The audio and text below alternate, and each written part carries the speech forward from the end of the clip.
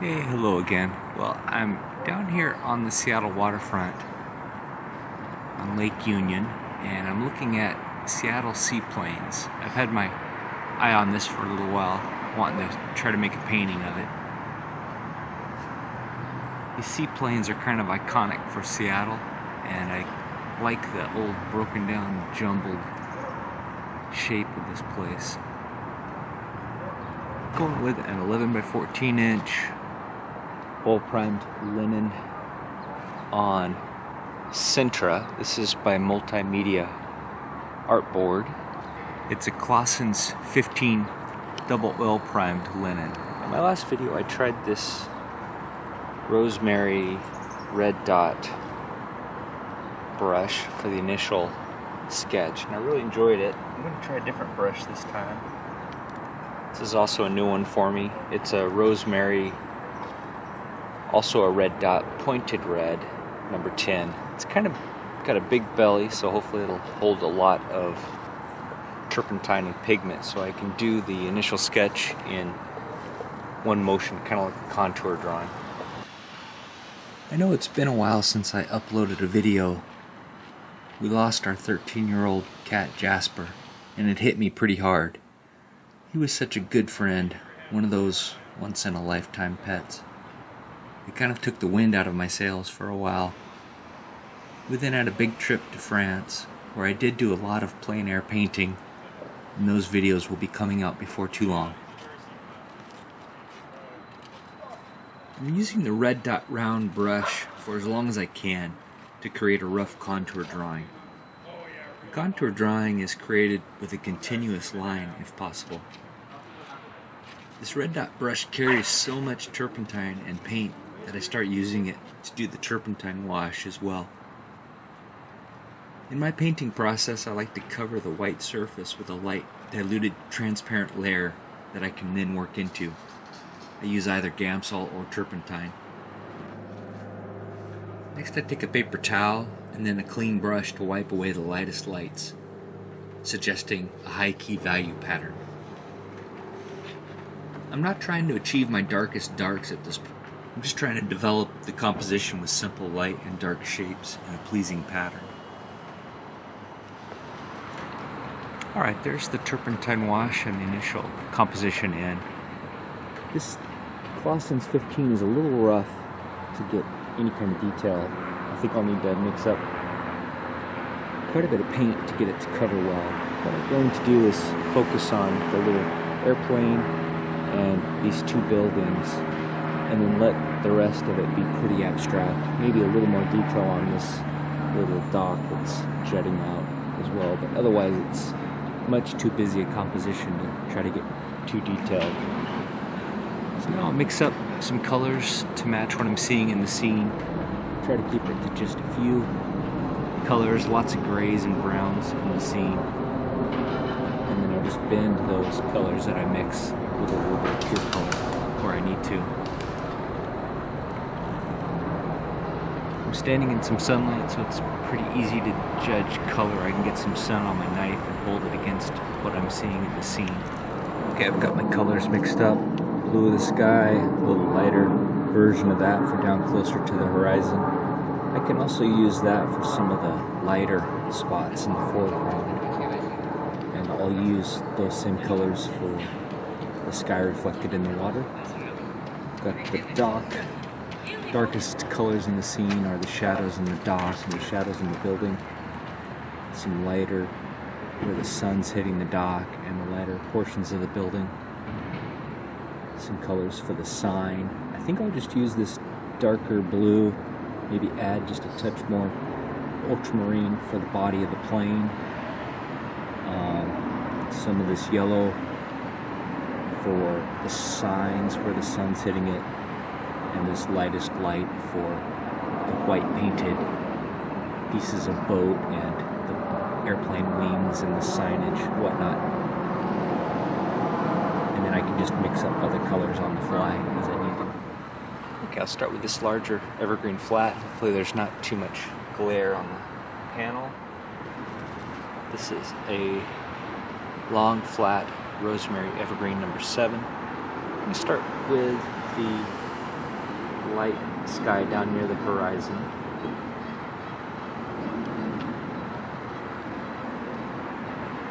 This back here is the hillside with some buildings on it and some trees on it. I'm not going to try to capture that here. I'll just suggest it with some loose brushwork. Dip into this light I mixed here as well to add a little bit of variety down where the sky meets the land.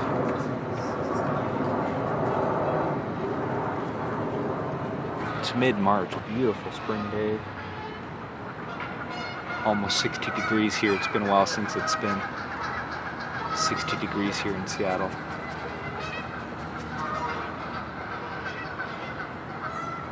This is a nice location right on the water. There's some beautiful old working boats parked nearby that would make a nice subject to paint as well. Well worth a look around. Quite a few people passing by, but there's this dock I'm standing on that gets me out of the path, the running path.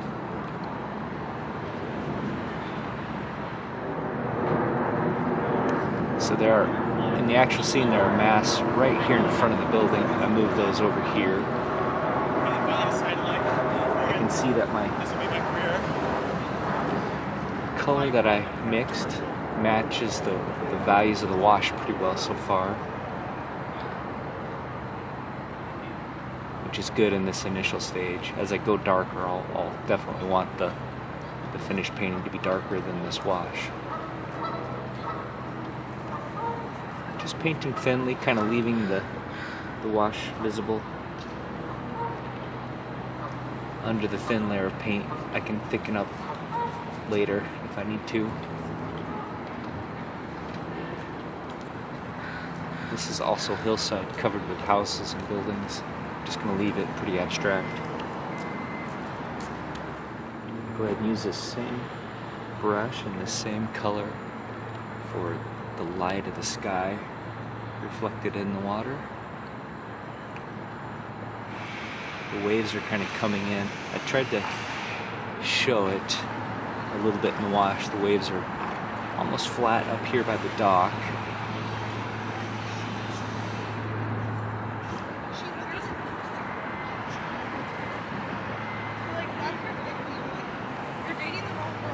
And reflecting some of the light gray of the building as well, so I won't put much of this sky blue in here.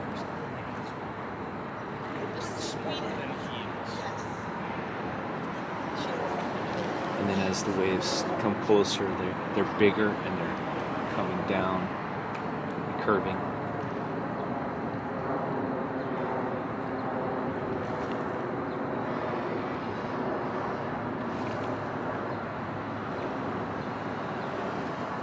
Go into the bluer sky.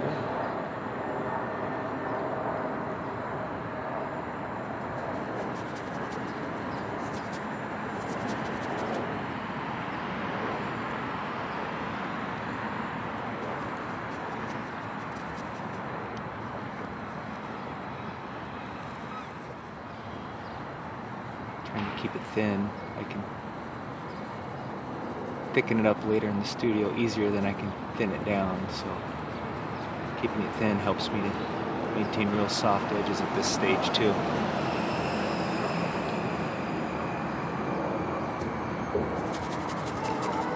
The sun's kind of over here, mostly behind me, so over here the sky's a little bit lighter.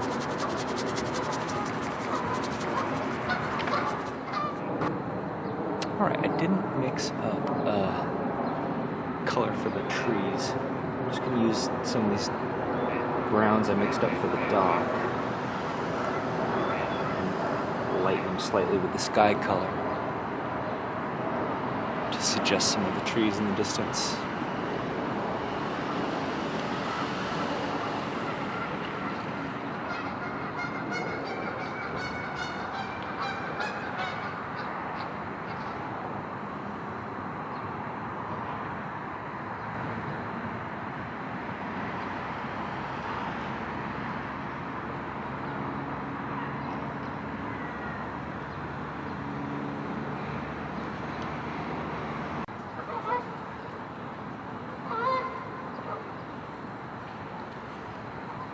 I'm not coming anywhere near painting exactly what I'm seeing out here. I'm just trying to create a suggestion of a house and tree-covered hillside without actually painting houses or trees. Some variation in color, temperature, and in value. And then the imagination can fill in the rest.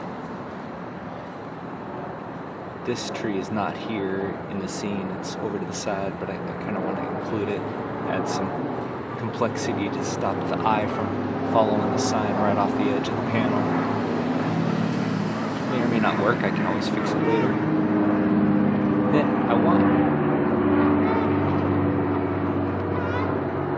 some of my darkest darks to be right in this area, around this sign, and also right in this area around this sign, and then the little plane here and the little plane here. Everywhere else can be less so and less detailed.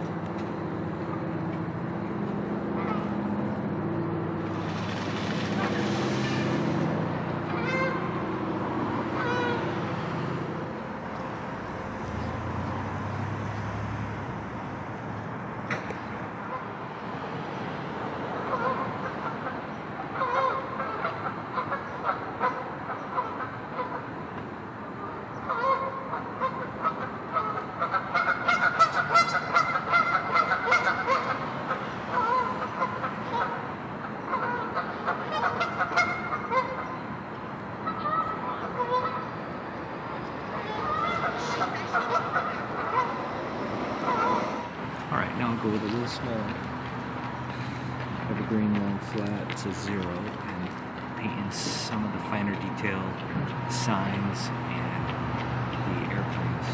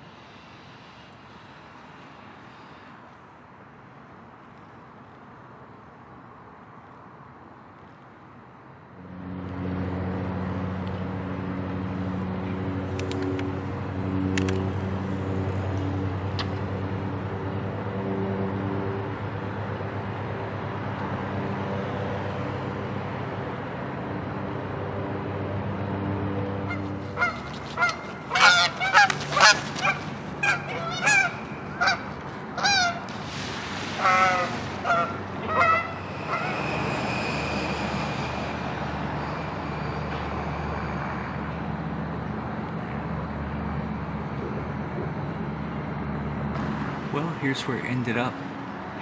Beautiful place to do a painting. It got a little hot standing there in the sun. I think an umbrella would be a good idea, as long as it's not too windy.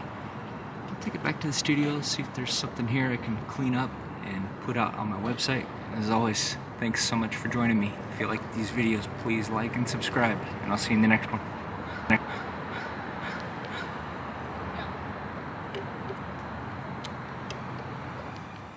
Here are a few more paintings I created, inspired by this very Seattle place. You can see better images of them on my website.